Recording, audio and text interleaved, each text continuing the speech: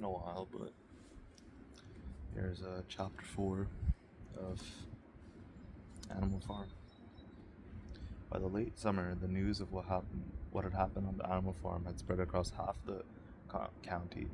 Every day, Snowball and Napoleon of flights of pigeons whose instructions were to mingle with the animals on neighboring farms, tell them the story of the rebellion, and teach them the tune of the beasts of England.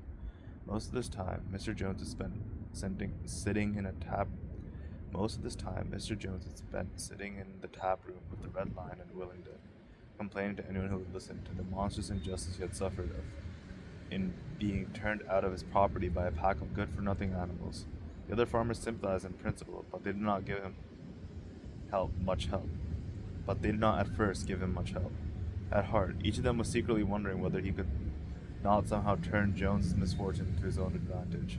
It was lucky that the owners of the two farms which adjoined Animal Farm were on permanently bad terms. One of them, which was named Foxwood, was a large, neglected, old-fashioned farm, much overgrown by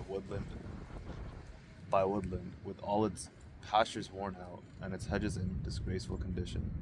Its owner, Mr. Pilkington, was an easy-going gentleman farmer who spent most of his time in fishing or hunting, according to the season. The other farm, which was called the Pinchfield, was smaller and better kept. Its owner was Mr. Frederick, a tough, shrewd man, perpetually involved in lawsuits, and with a name for driving hard bargains. These two disliked each other so much that it was difficult for them to come to any agreement, even in different defense of their own interests.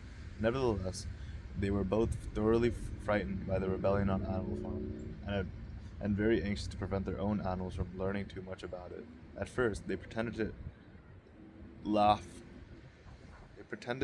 to scorn the idea of animals managing a farm for themselves. The whole thing would be over in a fortnight, they said. They would put it about the animals on the Manor Farm. They insisted on calling it the Manor Farm. They would not tolerate the name Animal Farm, were perpetually fighting among themselves, and were also rapidly starving to death. When time passed and the animals evidently had not starved to death, Frederick and Pilkington changed their tune and began talk of the terrible wickedness that now flourished on Animal Farm. It was given out that the animals had there practiced cannibalism, tortured one another with red-hot horseshoes, and had their females in common. This was what came of rebelling against the laws of nature, Frederick and Pilkington said. However, these stories were never fully believed. Rumors of a wonderful farm where the human beings had been turned out and the animals managed their own affairs continued to circulate in vague, distorted forms. And throughout that year, a wave of rebelliousness ran through the countryside.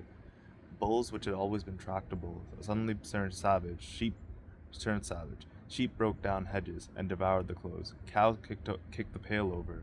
Hunters refused their fences and shot their riders on the other side. Above all, the tune and even the words of Beasts of England were very well known everywhere. Were known everywhere. It had spread with astonishing speed. The human beings could not contain their rage when they heard this song, though they pretended to think it merely ridiculous. They could not understand, they said, how even animals could bring themselves to sing such contemptible rubbish.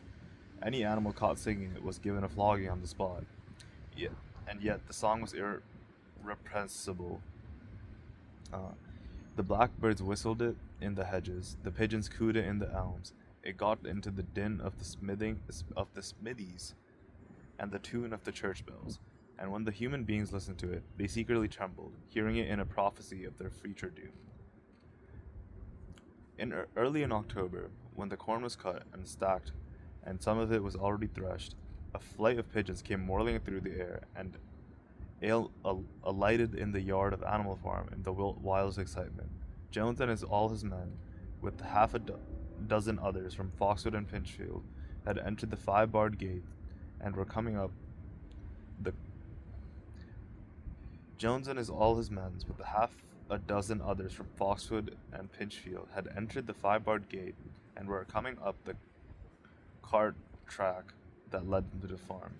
They were all carrying sticks, except Jones, who was marching ahead with a gun in his hand. Obviously, they were going to attempt to recapture the farm. This had been long expected, and all preparations had been made. Snowball, who had studied an old book of Julius Caesar's campaigns, which he had found in the farmhouse, was in charge of defensive operations. He gave his orders quickly, and in a couple of minutes every animal was at his post.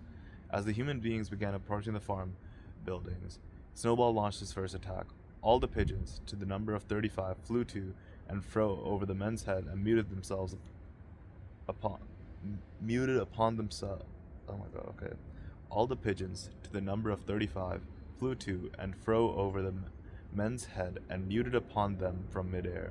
While the men were dealing with this, the geese, who had been hiding behind the hedge, rushed out and pecked viciously at the calves of their legs. However, this was only a light skirmishing maneuver, intended to create a light disorder, and the men easily dove off the geese with their sticks. Snowball now launched his second line of attack. Muriel, Benjamin, and all the sheep with Snowball at the head of them rushed forward and prodded and butted the men from every side, while Benjamin turned around and lashed at them with his small hoofs. But once again, the men with their sticks and their hobnailed boots were too strong for them, and suddenly a squeal from Snowball, which is a signal for retreat.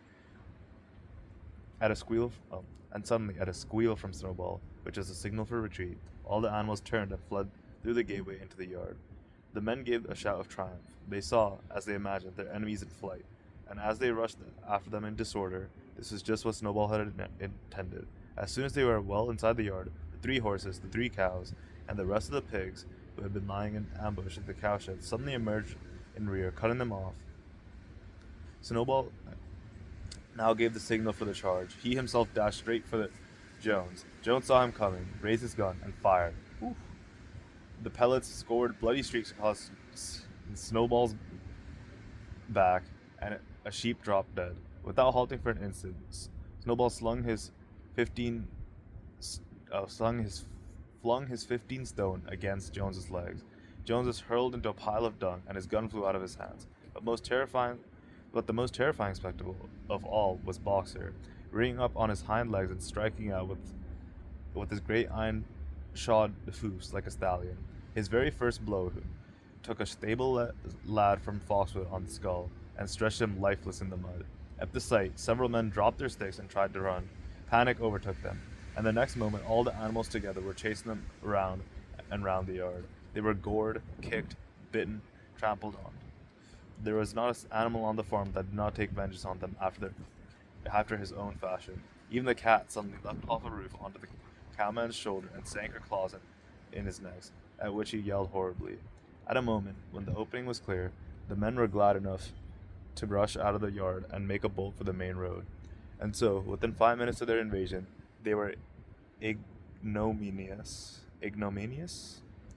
They were in ignominious.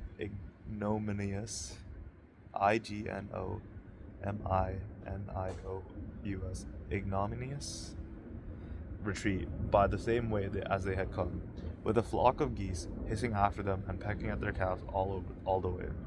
All the men were gone except one. Back in the yard. There should be a comma there, I think. All the men were gone except one. Back in the yard, Boxer was pawing with his hoof at the stable lad, who lay face down in the mud, trying to turn him over. The boy did not stir. "He is dead," said Boxer sorrowfully. "I had no intention of doing that. I forgot that I was wearing iron shoes. Who will believe that I did not do this on purpose?" "No sentimentality, comrade," cried Snowball, from whose wounds the blood was still dripping. "War is war. The only good human being is a dead one." Whew. "I have no wish to take life, not even human life," repeated Boxer, and his eyes were full of tears. "Where's Molly?" exclaimed somebody. Molly, in fact, was missing. For a moment there was a great alarm. It was feared that the men might have harmed her in some way, or even carried her off with them. In the end, however, she was found hiding in her stall with her head buried among the hay in the manger. She had taken to fly as soon as the gun went off, and when the others came back from looking for her, it was to find that the stable lad, who in fact was only stunned, had already recovered and made off. Oh, shit. The animals now reassembled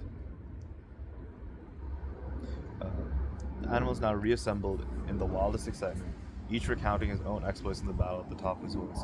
An impromptu celebration of victory was held immediately.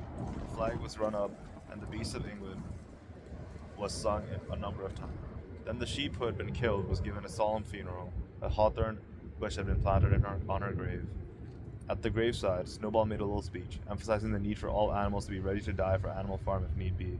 The animals decided unanimously to create a military declaration, Animal Hero First Class, which was conferred there and on Snowball, and then on Snowball and Boxer. It consisted of a brass medal. There were really some old horse brasses which had been found in the harness room to be worn on Sundays and holidays. There was also Animal Hero Second Class, which was conferred posthumously on the dead sheep. There was much discussion as to what the battle should be called. In the end, it was named the Battle of Cowshed, since that was where the ambush had sprung. Mr. Jones's guns had been found lying in the mud, and it was known that there was a supply of cartridges in the farmhouse. It was decided to set the gun up at the foot of the flagstaff like a piece of artillery and fire it twice a year. Once on October the 12th, the anniversary of the Battle of Cowshed, and once on Midsummer Day, the anniversary of the rebellion.